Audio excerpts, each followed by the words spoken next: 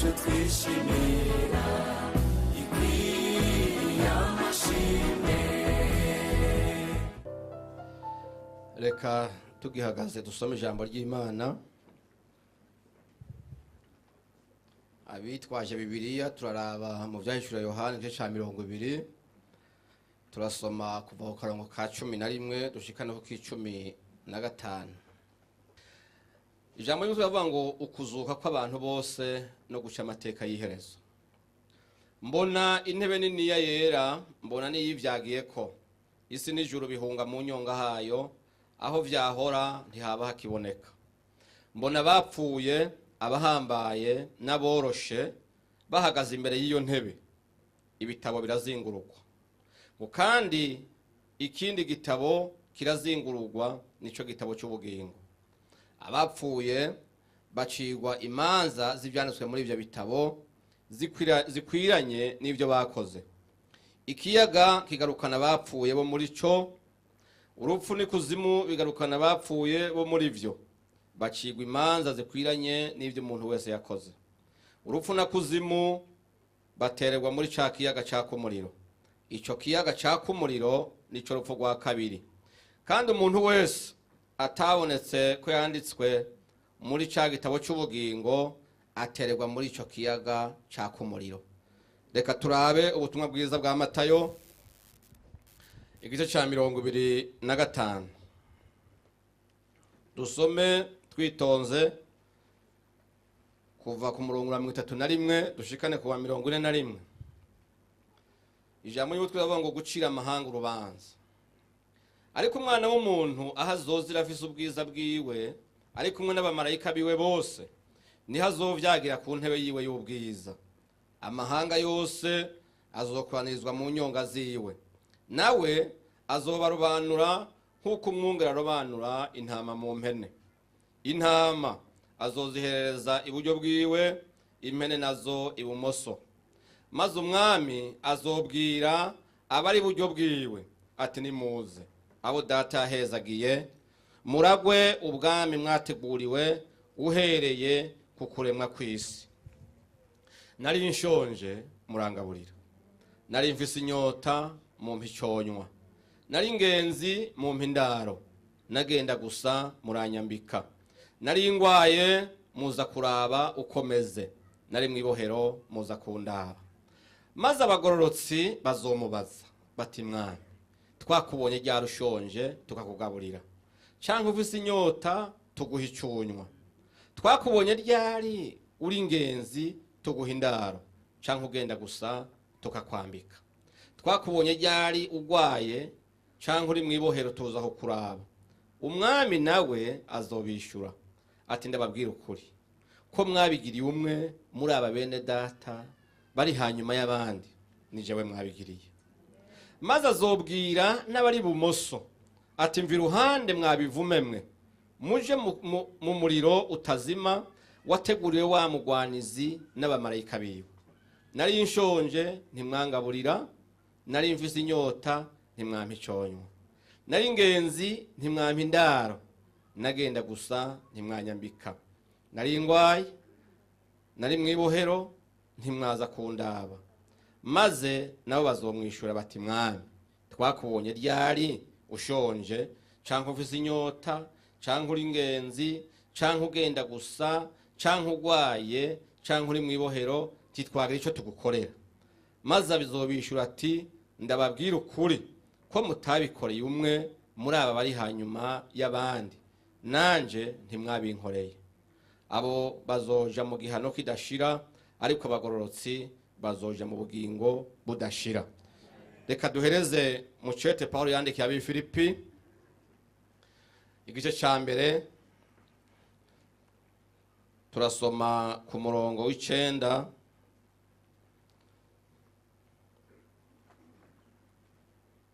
Jambo rivuga ngo Paulo asengera Abifilipi.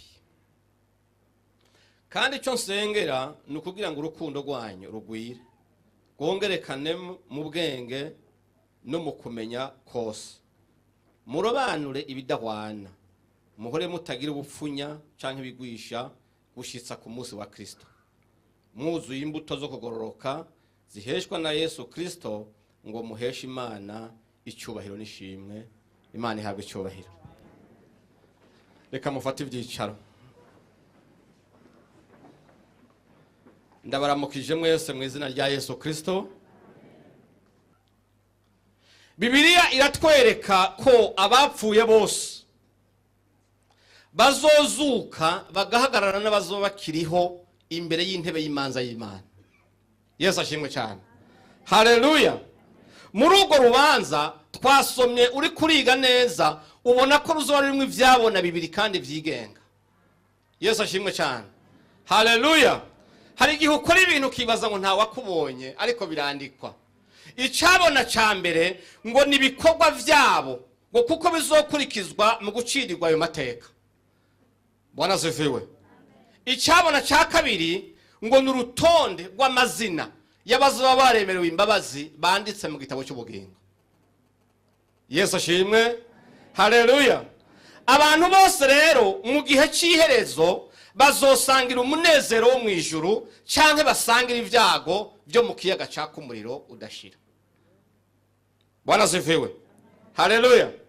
Yohana, uyu mwene Zebedayo, mwene wabo na Yakobo, uyu bita umwana w'inkuba, Imana ishimwe cyane, yigeze kubihira isi kuko ari mu isi ikora ibyaha, akayibuza gukora ibyaha, ababurira ibyago bizoba mu nyuma. Imana ishimwe cyane. Rero isi iramwanka, imujana kumupfungira ahantu ha wenyene muri Izorema mu kizinga Patmos. Imana ishimwe cyane. Aha rero niho ijuru ryakorana rigendera umukozi waryo. Haleluya. Yohana rero ari mu kizinga Patmos yuzura mpemu yera. Yesu ashimwe cyane. Yuzuye mpemu yera, agira guhishurirwa kwinshi, agira kwerekwa cyane. Imana ishimwe cyane. Niho yerekwa ari y'amajambo twasomye. Yesu ashimwe cyane. Rero yareretswe ibintu bishika kuri 6. Icyambere yavuze ngo yabonye intebe nini ya yera. Imana yacu ibyagiye mu ijuru bene data. Imana ishimwe cyane. Noneho ngo abona n'uyivyagiyeko, ngo abona isi n'ijuru. Haleluya. Ngo bihunga mu nyonga hiyo ntebe. Yesu nashi. Haleluya. Abona aho vyahora ngo ntihabakiboneka. Ngo abona abapfuye, abahambaye n'aboroshe. Imana ishimwe cyane. Ngo bose baraza bahagarara imbere y'iyo ntebe, ngo abona ibitabo birazingurukwa. Yesu ashimwe cyane. Haleluya. Bwana asifiwe. Ngo abona n'ikindi gitabo ngo cy'ubugingo. Imana ishimwe cyane. Ngo nacyo kizingurukwa. Ni igitabo kirimo amazina y'abemeye Kristo, abemeye kwihana. Imana ishimwe cyane. Haleluya. Ngo abapfuye ngo bacigwa imanza zikwiranye n'ivyo bakoze, n'ivyanditse muri vya bitabo. Imana ishimwe cyane. Ngo ikiyaga ngo kigarukana abo cyatwaye. Yesu ashimwe cyane. Ngo kirabadahwa baza kumviriza urubanza rw'Imana. Imana ishimwe cyane. Hanyuma ngo urupfu na kuzimu navyo ngo nabone biradahwa, bigarukana abo vyamize, bahagarara imbere y'intebe y'imanza y'Imana. Imana ishimwe cyane. Haleluya. Rero ngo bacira imanza ngo zikwiranye n'ivyo umuntu wese yakoze. Bwana asifiwe. Haleluya. Kandi umuntu wese ngo atabonetse ko yanditswe muri cya gitabo cy'ubugingo, ngo yaterewe mu kiyaga caka umuriro n'amazuku. Bwana asifiwe. Yabo wakoze ivyiza canke ibibi, hari aho banditse. Imana ishimwe cyane. Haleluya. Abaririmbyi bavuye hano baturirimbiye neza ngo afise urutaro ngo azogosora. Cyari giswahili manga naho naje nyuma ya 2000 nacyumvise. Imana ishimwe cyane. Ngo azogosora umuguruka aterere mu muriro, hamingaro nazo ngo ashire mu kigega cyiza. Imana ishimwe cyane.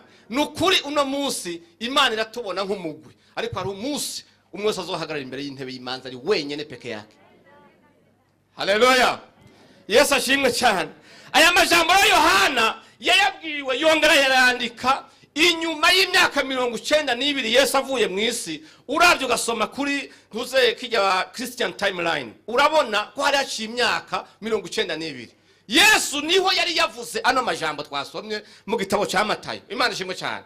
Yohana yongera kuvyerekwa ko Yesu yavuze ngo umwana w'umuntu azozira afise ubwiza bwiwe. Imana ishimwe cyane. Ngo ari kumwe n'abamarayika biwe bose, ngo nihazovyagira ku ntebe yiwe y'ubwiza. Yesu nashi. haleluya. Hanyuma ngo amahanga yose ngo azokoranizwa imbere mu nyonga ziwe, ngo nawe ngo azobarobanura ngo nk'uko umwungere arobanura intama mu mpene. Ngo impene ngo azozishira ibubamfu bwiwe. Impene ariko aravuga se zijya muri rya brochette niziri muri twebwe hano. Imana ishimwe cyane, haleluya. Ngo intama nazo ngo azozishira iburyo.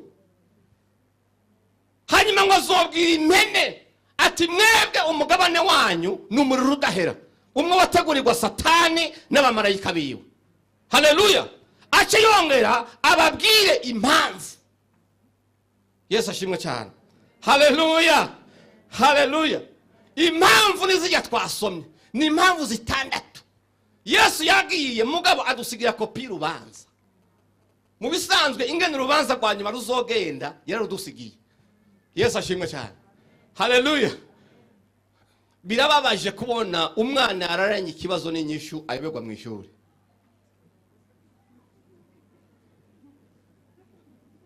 Ikibazo uragifise, inyishu urazifise, uzimaranye imyaka n'imyaka, mugabo ikibazo kigeze ukadubura cyangwa ugatemuka.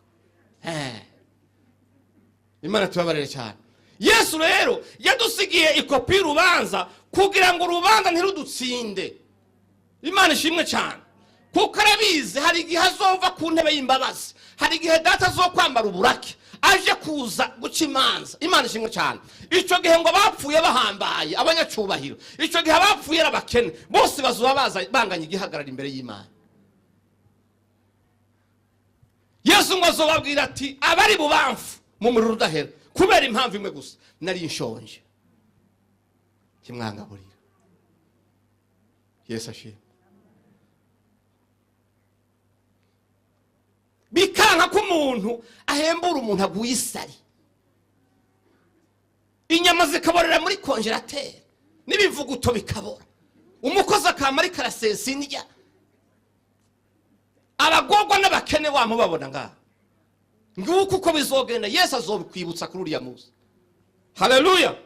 Ugasanga umwana w'umuntu asesa stoke agakurira kwiyarara ibiharage, ifu, ibiraya n'amatomati yataye garanti n'amakoto, imikate yo muyita misi yose. Bandugu yangu, mugatinge misi yose, abandi baburaye misi yose. Nguko ko Yesu azokubwira, warabikoze ndihorera mugane narakubika ino munsi nari nshonje ntiwangaburiye. Haleluya.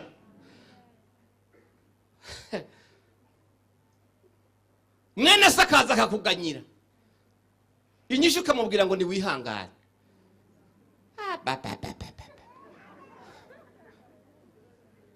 Ugaca umwibutsa amagorwa ya Yobu, ukamwibutsa ba Mefiboshete, ugaca umwibutsa ba Lazaro, hanyuma ugaca uvuga ngo nta ngorane, ngo umugororotsi azobeshwaho no kwizera. No, si uko bimeze. Imana ishimwe cyane, haleluya. Ugaca umubwira ngo ntacyo mfise n'ukuri, aha mfise ayo kuja muri saro kwisokoza no gusongora inzara. Urabona vrema ejo ni kuwa Mungu sinoja mu isengero nsa gutya, ni wihangane dusenga Imana. Mama shahwe, izo nzara wazisongoreye n'indara nakubarira kuberewe wahe. Imana tubabarire cyane. Ukazawuma ngo reka dusenge. Imana ishimwe cyane, haleluya. Ngo nukuri ngo urakwiye deliverance, urabona imyaka bikumaze ko uri kumuvumo w'ubukene vrema. Imana ishimwe cyane. Ugasanga amahera wari amahera tuvuge ngo amahera, ugasanga amahera wagiye kuyagura imisambi ngo izozira gutambira uvyutse mu gitondo. Imisambi nayo irazimvye, abantu biwanye bariko bicwa n'inzara, muga amahera baguze imisambi. Yego ni hige mugabo hariho umunsi tuzohagara imbere y'intebe y'Imanza. Imana tubabarire cyane. Imfuvyi za bene so za buraye zigwaye kwashi, bandi bavuye mu ishuri, muga amahera yajanye kugura imisambi. Utaona cha mutemakuru. Inyuma y'ubuzima hariho ubundi kubutegura nuno munsi. Imana ishimwe cyane, haleluya. Azosoma article ya 2 ati nari inyotewe tiwa mpaye icyonyo. Yesu nashimwe cyane. Abantu bagasesa amata bagasesa amaji,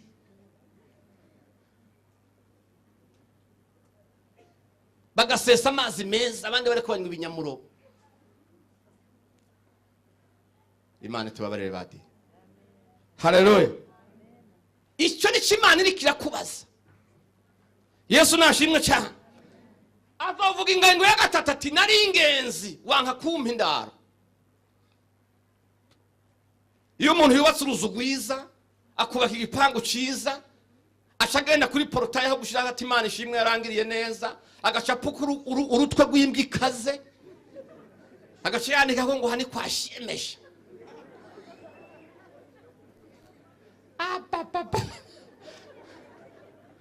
Kugira n'urenganye ntacutse umutima wo gukata ngo dodo. Imana tubabarire cyane.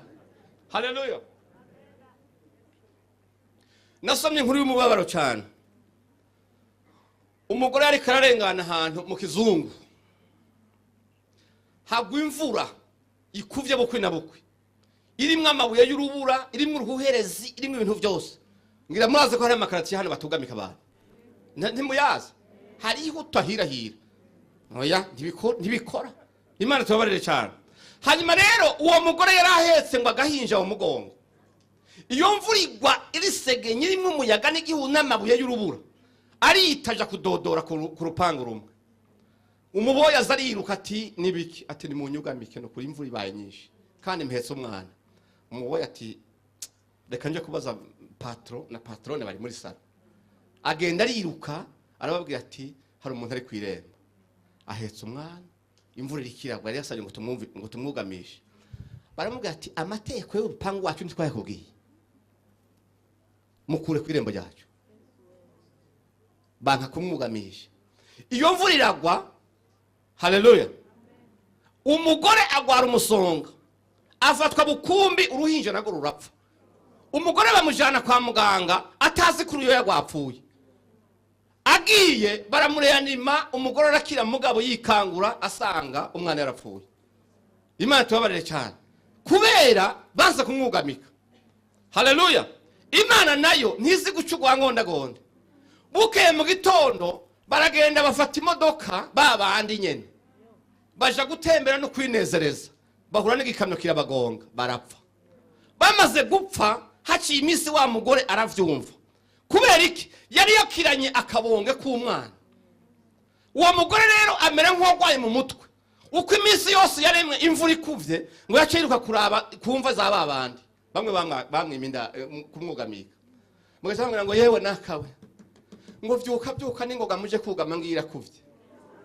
Munyuma gacagira ngo umwana wanje ngo naho bagusomeye imisa ngo ntagira uzoja ngo Imana izomukubaza. Umugore arinda apfa ari ivyo avuga. Wiyumvire. Imana yaguteye iteka kuva mu bana. Wubaka igipanga abandi bantu barara hanze. Imvura irakuvye mwanze kumwugamika. Intebe y'imanza niyamara kuza uzobazwa.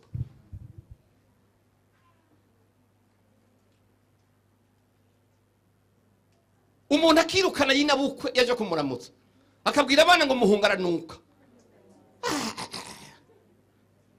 bakamwirukana n'ivyo yagemuye, ngo ntiyoba mu nzu yabo ngo ni nziza.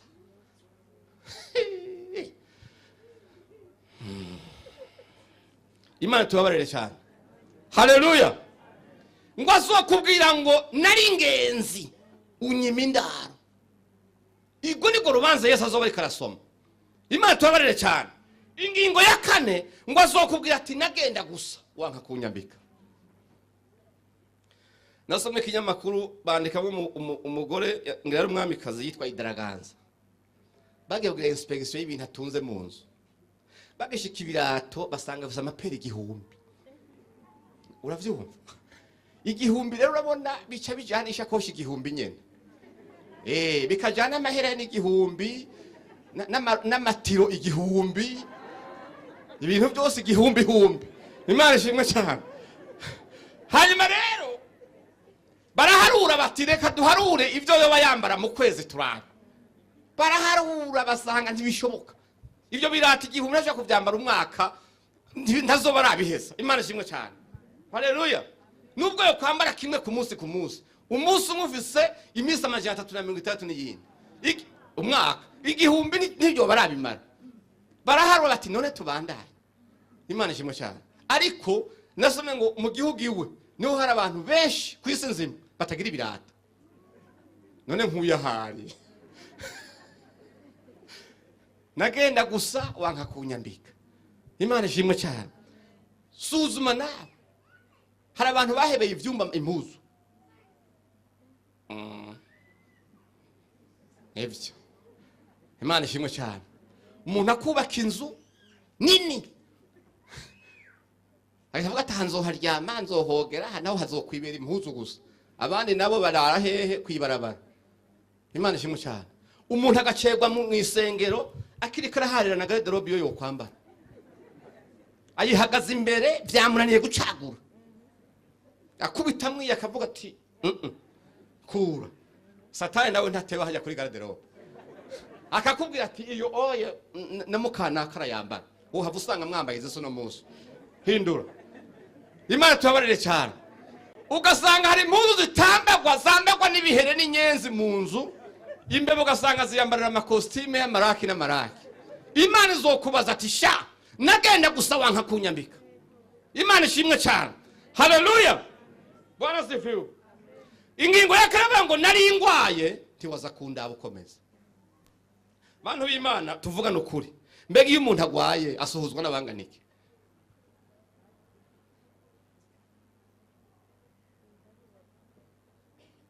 Ariko uzura bamuherekeza ku kaburi yapfuye.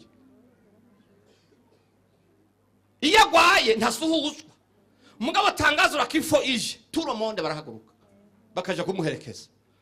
Imana tubabarire cyane. Ariko ijambo ry'Imana ryavuze ngo nari napfuye ntiwaza kumpamba, naragwaye ntiwaza kundaba.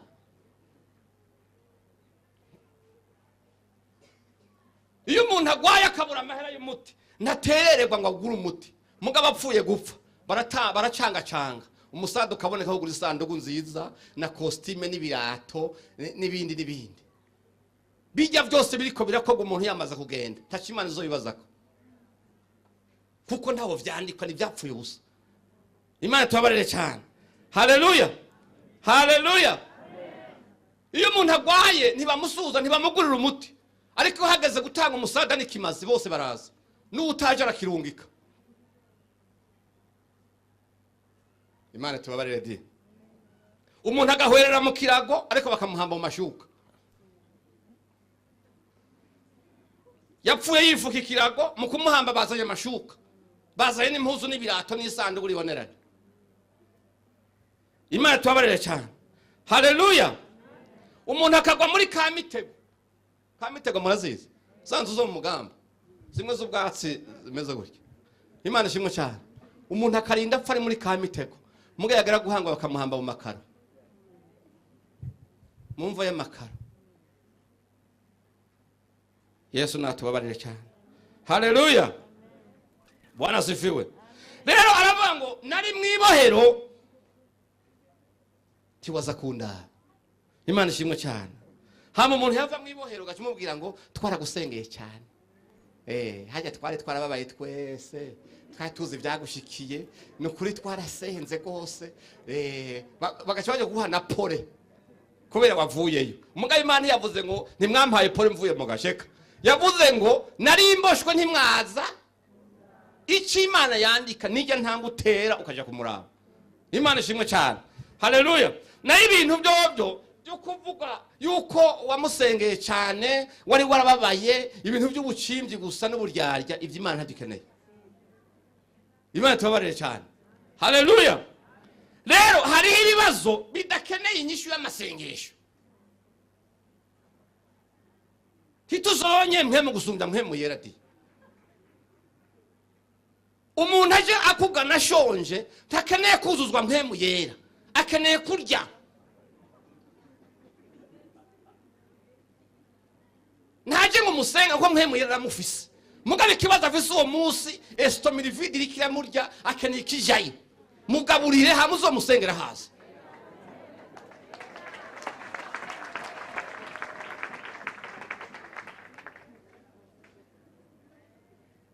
Bwana asifiwe.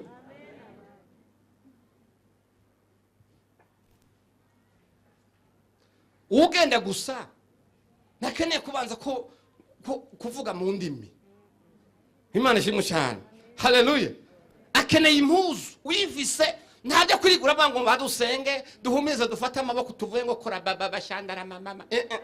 No, agusabye impuzu genda muri garderobe wifise mu impuzu yambare. Ikibazo kizoba gikemutse hama mufatana amaboko musenge mushima Imana.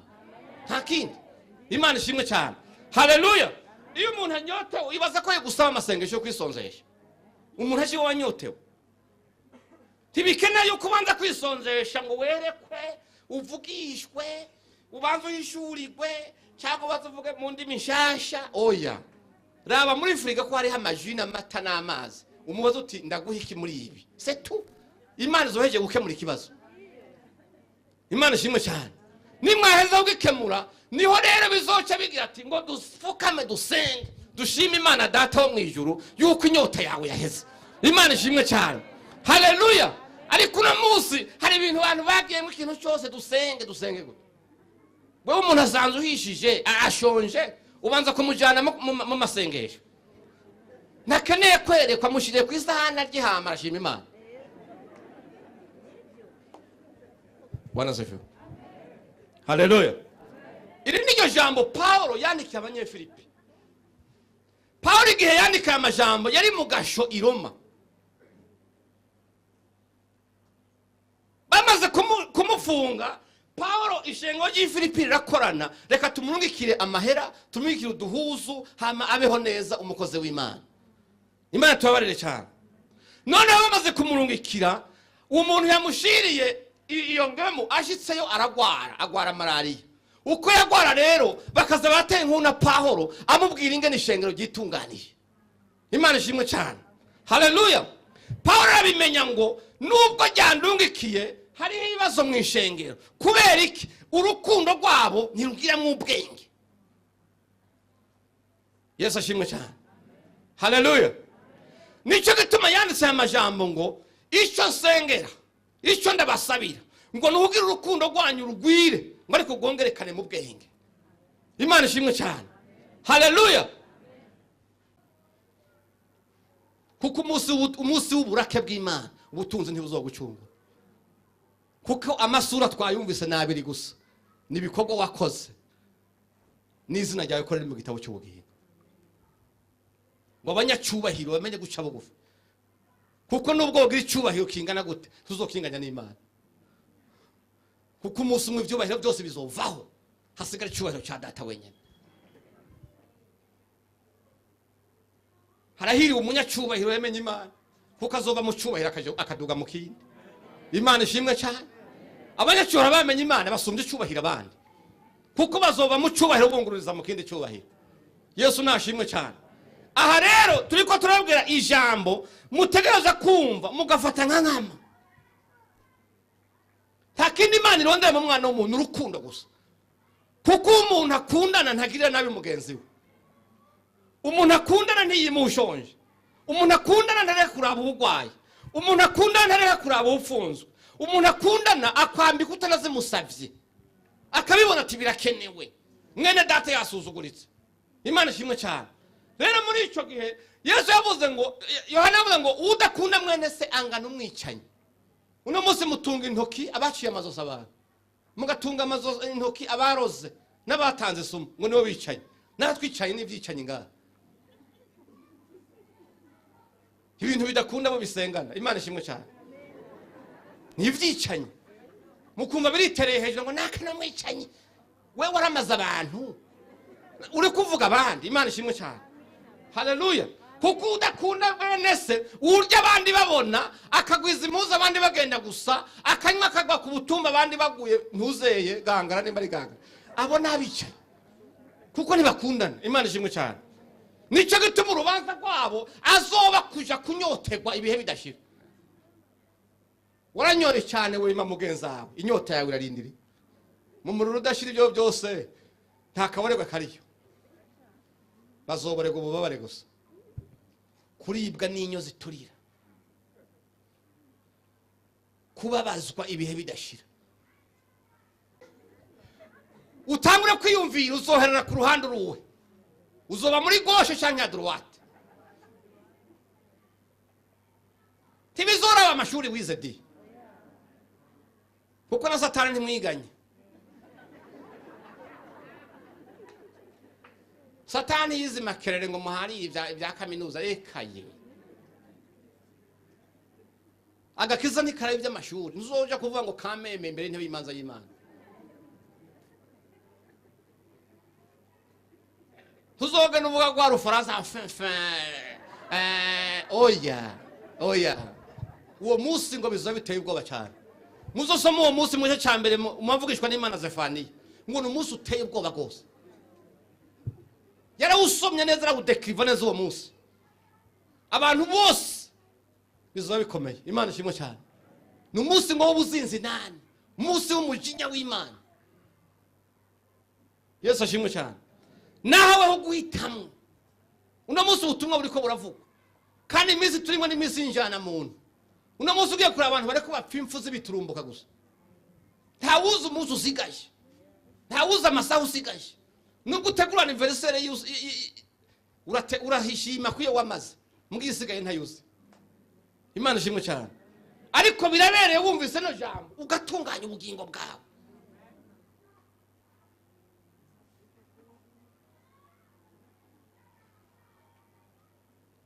Abize bo bankangisha mu gakiza. Umuntu yize agahendwa no mupfuma atagiye no mu wambe no muri yagamukama.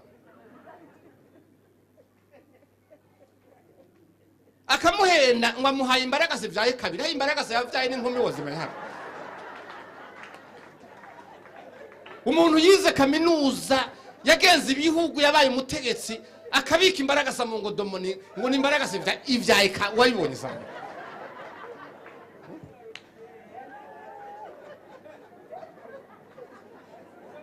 Burumva ubwo bujuje. Haya ndetse imbaraga sa ibisiga byonyene biriko bigurukira mu kirere. Uwo kubwira ati ndabira igihaka n'icerera muri bijya. Uwo bitora wewe. Mugabo umuntu akizera ko afise imbaraga sa ivyaye kabiri mu ngodo izo mu ya reka. Agaca kubwira ngo yarize ngo yamaze kaminuza ngo ngo ni dogiteri muri ibi na biriya. No. Itanguriro ry'ubwenge no kubaha Uhoraho. Sesa. Imana ikirondera biza ntibaronderera muri bariya. Irondera mu bamenye bakubaha Uhoraho. Niyo bati baramenye ubwenge. Igifyera cyahonyowe n'ikamyo. Igifyera cyapfuye. Bakagiha umuntu yize yamaze kaminuza yatwaye ibina biriya. Umuntu agashira mu ngodo cyangwa agashira mu musega haryama ngo nicyo gicungere ubuzima bwiwe. Deje n'ikina kiriho na cyone.